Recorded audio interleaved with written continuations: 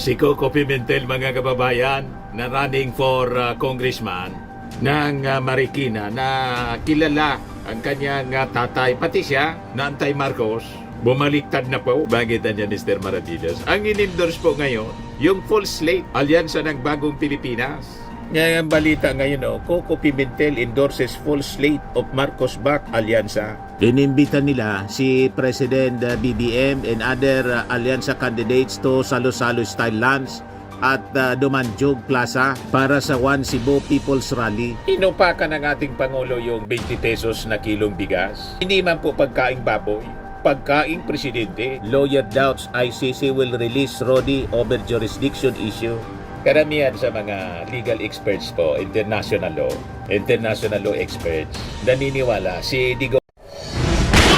Nagbabagang mga balita at pagtalakay sa mga isyu ng lipunan. Pulsa, opinyon, banat at paglalantad sa katotohanan. Pulsa, what you see is what you get.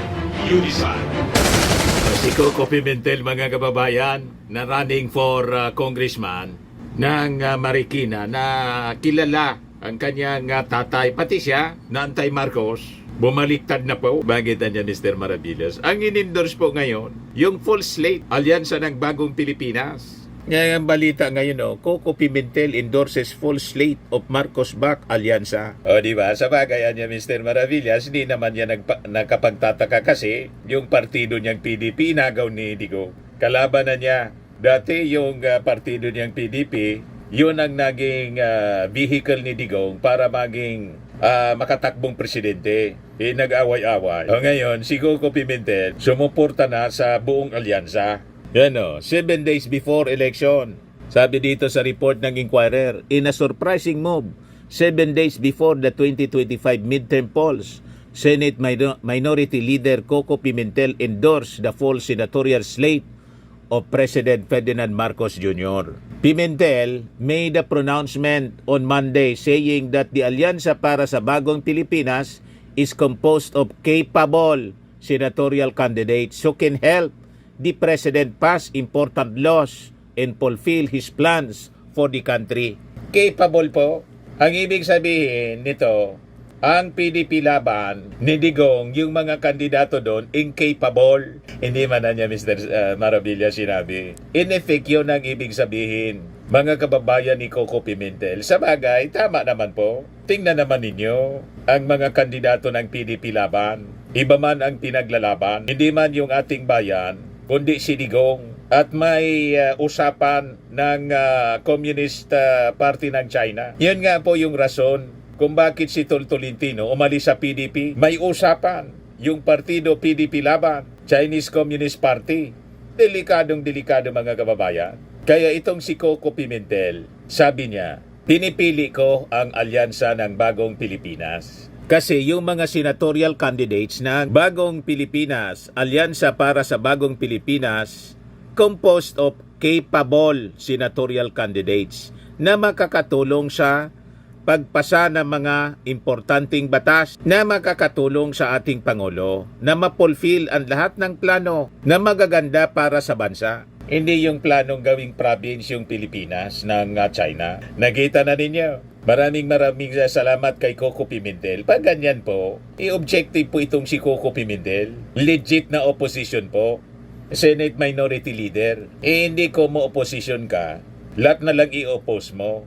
Kung yung mga legislation at mga policies ng ating gobyerno, maganda naman ang ginagawa ng Pangulo, nasa tamang direksyon, lalo na dito sa issue ng West Philippine Sea, bakit mo kukontrahin?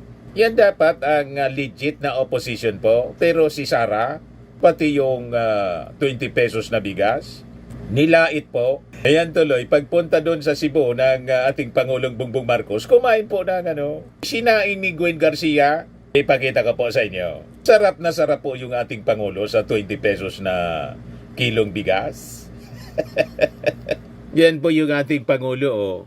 Nangampanya po doon sa One Cebu. Yung alyansa ng Bagong Pilipinas. Yan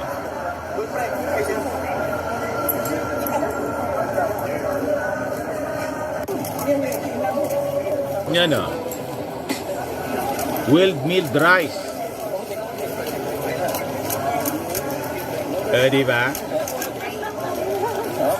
Yan ang kinain nila po. 20 pesos na bigas. Ito yung post ni Gwen. Inimbita nila si President BBM and other alyansa candidates to Salo-Salo Style Lunch at Dumanjog Plaza para sa One Cebu People's Rally. Inupakan ng ating Pangulo yung 20 pesos na kilong bigas. Hindi man po pagkaing baboy, pagkaing presidente. Nilait-lait ni Sara, pagkaing hayop daw. Kaya nga tayo mga kababayan kay Coco Pimentel. Wala kang marinig na mga ganyan. Yan tulad ni Coco Pimentel ang legit na opposition po. Si Risa Ontiveros, ganun din. Pag tama po, sa issue ng Pogo, pumalakpak si sa Suna. Pumalakpak ng standing ovation pa si Risa Ontiveros. Yan ang mga legit na opposition. Pag nakita nilang okay man, tama naman ang ginagawa, nagbibigay sila ng ng recognition sa mga magagandang ginagawa. Commendation. They're commending the president. Kasi ang purpose po kung bakit tayo tumakbo, bakit sila tumakbo sa posisyon para po magserbisyo. Hindi yung tumakbo ka para makipag-away lang ng makipag-away at manlait ng manlait, manira para sa ating Pangulo. Kasi dati mong ka-unit team, nagkahiwalay kayo. Yung cause naman ng paghiwalay, wala mang kasalanan yung ating Pangulo. Ang may kasalanan, si Sara, sila lahat, yung kanyang buong pamilya. Tapos ngayon, pati yung kaso na sinampa mga kababayan ng isang bugaw laban sa kanyang kapatid, tinuturo yung ating Pangulo. Anong kinalaman doon ng ating Pangulo? Di ba po? So balikan natin itong sinabi dito ni Coco Pimentel na buong slate ng Alyansa ng Bagong Pilipinas, suportado niya, ini-endorse niya mga kababayan. Di ba napakaganda ito? Kaya sabi ni Coco Pimentel, let's help President Bongbong Marcos succeed by electing the senators he has endorsed. I have personally witnessed his sincerity, his deep love for the country, and his genuine concern for all Filipinos, regardless of political affiliation, sabi po ni Pimentel. He then proceeded to tell the public to use their kokote, which translates to brain, emphasizing that it should be the nation's interest to support the president and ensure the success of his final 3 years in the office. In a separate message to Inquirer.net, Pimentel said there is a need for the people to give the president all the opportunities to succeed in his last 3 years in office, anya. Nakikita ninyo po ang legit na mga opposition. Kaya sabi ko sa inyo, tanggalin ninyo sa alyansa si Aimee, tinanggal na rin po. Wala na po, matagal na. Tapos sumabay pa si Camille Villar. Tanggalin na rin natin. Ipasok na lang natin mga kababayan yung legit na opposition. Si Kiko Bam. Si Kiko Bam, sigurado tayo na tama ang judgment nila pagdating sa impeachment trial laban kay Sara. Pero ito pong mga kandidato ng PDP laban, ang tawag nga po, hindi man nila tinatago, Duterte plus Aimee and Camille. Hindi natin dito maasahan na gagawa ng tama para sa ating bansa. Nakikita naman po ninyo yung pinagagawa nila. Si Aimee Marcos, mas kinampihan pa yung nagbabanta sa kanyang kapatid, naninira sa kanyang pamilya, kaysa sa ating Pangulong Bongbong Marcos na sarili niyang kapatid. Kasumpa-sumpa, mga kababayan na ugali ng isang tao. Di ba pa? Si Camille, alam na ninyo, kaya nga pinapaimbestiga ng ating Pangulo yung kanyang pamilya, yung Prime Water, pati dito sa amin, bulok ang serbisyo.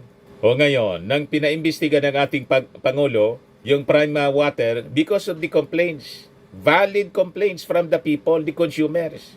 Nagalit si Sara, pinopolitika daw, dahil daw sa in-endorse niya, kahit hindi po ninyo in-endorse si Camille, ipapaimbestiga talaga siya. Yung Prime Water, hindi man si Camille talaga yung pinapaimbestiga, yung kapatid, yung may-ari. Kasi po, hindi ko mo kaalyado yung pamilya. Yung serbisyo, pwede nang hindi maayos. At hindi i-call out, i-call yung atensyon, kasi kaalyado, yun ang masamang politika. Yan ang ori ng politika na alam ni Sara Duterte. O ngayon, pati yung investigasyon, yung complaints ng isang pribado na nagreklamo laban kay pulong ng panggugulpi, pinulitika ni Sara Duterte. Political attacks daw. Ito yung latest ngayon. Based sa report ng ABS-CBN po, PNP to get CCTV copy of Representative Duterte's alleged altercation. Sabi ni PNP Chief Director General Romel Francisco Marbil, wala po kaming CCTV right now. Kasama po doon sa investigation natin. In fact, ngayon lang po kami naglabas ng sinobpena po namin sa owner ng CCTV to give it to us para maging part po ng ebidensya. As of now, wala pa po kaming holding ng CCTV na yan. Yan po ay trabaho ng CIDG director natin. Sinubpina po natin for the owner to surrender the copy. Mayroon na niyang complainant, kaya we have to file a case. Pagkatapos, biglang itinuro mga kababayan ni Sara sa ginawang panggugulpi ng kanyang kapatid na si Pulong, tinuro yung ating Pangulo. Anong kinalaman ng ating Pangulo sa panggugulpi ng kanyang kapatid? At anong kinalaman ng ating Pangulo sa pagreklamo ng ginulpi? Normal sa ginulpi, biktima yun eh. Normal sa kanya ang magreklamo. Parang yung na-AGK during the previous administration. Ba't sinisisi yung ating administrasyon ng ating Pangulo? May mga pribadong complainants po. Alangan man hindi magreklamo. At sinasabi, bakit hindi na lang dito? Pwede sabihin ninyo sa complainants, sa pamilya ng complainants, bakit sa ICC? Pero sinabi na nila, many times pinaliwanag nila, wala silang tiwala during the time of Digong. Hindi sila naniniwala na mabibigyan ng hustisya. Yan ang rason kung bakit sa ICC final yung kaso. So kaninong kasalanan yan? Sa PBBM administration?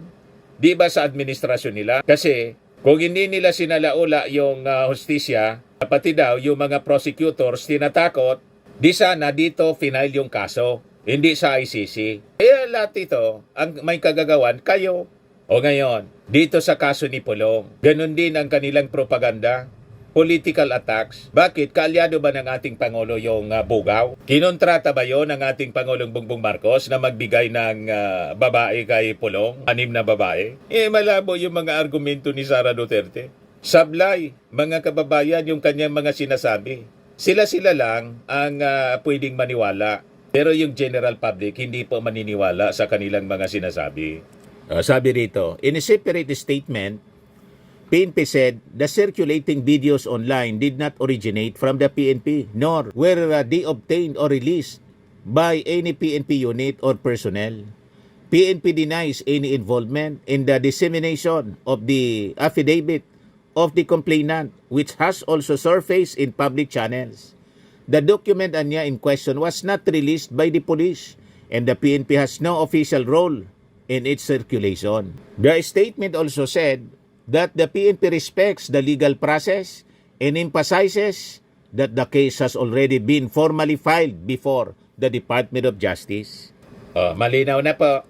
Kaya lang, yung malinaw na kwento, pinapalabo ni Sara Duterte para magamit niyang propaganda sa intensyon niyang siraan yung ating Pangulo. Hindi po ninyo kayang siraan yung ating Pangulo kasi wala man pong kasiraan. Ang may kasiraan pong ginagawa kayo, yung pagbabanta sa ating Pangulo, First Lady, saka kay Martin Romualdez. Kasiraan ninyo yun na kayo ang may gawa. Wala man nagsabi sa inyong gawin ninyo yon, bantaan yung ating Pangulo. Tama pa. O ngayon, sa issue mga kababayan, na kaso ni Digong sa ICC, ito po yung latest na balita. Published by abogado.com.ph, malabo, lawyer doubts ICC will release Rodi over jurisdiction issue. Karamihan sa mga legal experts po, international law experts, naniniwala si Digong po doon na mabubulok. You see, yung wish ni Digong na mabulok sa kulungan, narinig po ng Jenny. Ayon, wish granted. Sabi po ni Gilbert Andres, an international criminal court accredited lawyer representing victims of extrajudicial killings, expressed a skepticism about the possibility that the ICC would release former Philippine President Rodrigo Duterte on grounds of lack of jurisdiction. Sabi ni Andres, to his knowledge, it is highly unlikely for international tribunals to divest themselves of jurisdiction in criminal cases given the historical record. He also said the ICC will take certain factors into consideration in deciding on whether it has jurisdiction. He believes that all conditions are met in this case. Titingnan ng ICC, apat dapat. Una, titingnan nila kung nangyari po ba yung krimen na china-charge noong partido pa ang isang bansa kagaya ng Pilipinas. Check. Between November 1, 2011 hanggang March 16, 2019, miyembro pa ang Pilipinas. Sabi po ni Andres. Ikalawa niya, itatanong ng ICC, ito bang krimen na ito subject to ICC jurisdiction? Nandun ba siya sa Article 5 ng Rome Statute? Nandun po kasi crimes against humanity. So check, sabi po ni Andres. Pangatlo, itatanong uli ng ICC na ito ba ay nangyari sa teritoryo ng state party? Check, kasi nangyari sa Pilipinas, sa Davao, Bulacan, iba pang parte ng Pilipinas, paliwanag ni Andres. So all these conditions are met in this case. So sa aking pagkakaalam, malabo na mangyari yan. He said when asked if there have been cases where the ICC released suspects due to lack of jurisdiction. Malabo, ang malinaw, mabubulok na si Digong doon sa ICC mga kababayan. Sa trial pa lang po, 8 years. Ilan na ba yung edad ni Digong? Doon na siya. So kung ano yung ginawa mga kababayan niya kay former Senator Laila de Lima, umabot ng 7 years. Yung trial, sa kanya po 8 years. Plus 1 year pa. You see? O ngayon, doon lang malalaman natin after 8 years kung siya acquittal or conviction. Yung mga ebidensya po galing mismo sa bibig ni Digong. Siya yung nagbigay ng ebidensya laban sa kanyang sarili. Nagets na ninyo pa. Ito naman po, Firmax Firming and Lifting Cream, pinapahid po sa mga pulses in affected area. Mainam po sa paninigas ng mga kaso-kasuan. Ito naman po, Automax Radiant Serum. Sa mukha naman yung application, anti-aging po siya. You will look 10 years younger than your age. Sa mga cancer patients naman po, baka lang gusto ninyo itong itry. Naing siya red mixed fruit drink. Hindi mo po siya gamot, food supplement siya. Kaya lang, gawa siya mga kababayan sa goji berry. Yung goji berry, may anti-cancer properties. O ngayon, yung mga inquiries ninyo, dumiritso na lang kayo sa aming messenger sa Facebook para masagot namin agad. Ayos pa? Ayos na ayos niya, Mr. Maravilla. At sa mga naghanap po ng malinis and spacious fitness gym, pumunta lang po kayo sa aming Colossal Fitness Gym. May Grab car rental din po kami. Ito naman po yung bago naming product na binibenta online. Eye Glow Serum, whitening po siya. Tingnan ninyo yung epekto sa aking anak na architect before and now. Yung mga inquiries po ninyo, dumiretso na lang kayo sa kanyang Facebook account, Riz Maravillas.